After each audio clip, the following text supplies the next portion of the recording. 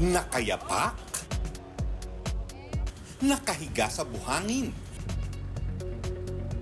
at nakatali ang mga paa sa gitna ng tirik na araw. Ang sinapit na ito ni Portia, played by Myrtle Sarosa, isa lang sa mga dapat abangan sa patindi ng patinding eksena sa hit afternoon prime series na Makiling. At dahil in her revenge era na si Amira na ginagampanan ni El Villanueva, siya naman ang isa-isang gaganti sa Crazy Five, gaya ni Portia. Sa exclusive pasilip sa set ng Makiling, makikita ang behind the scenes ng pagbiting patiwarik kay Myrtle.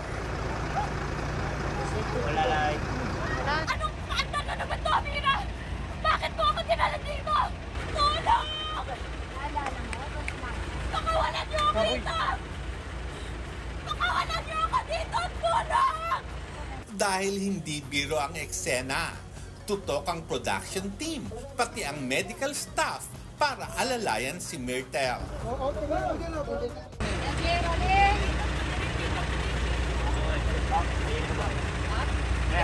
Pahinga lang.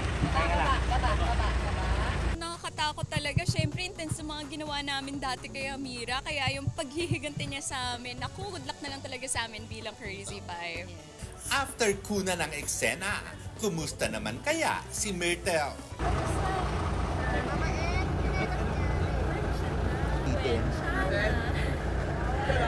Naging Korean. Si Elro mismo, pinaghahandaan ang mga gagawing paghiganti ng kanyang karakter.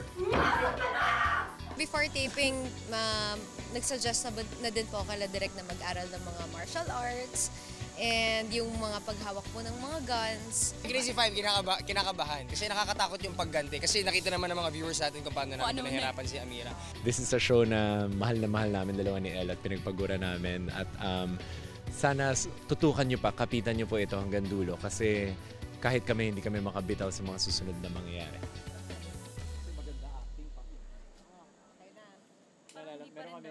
Meron kami dati kasi kasama namin siya sa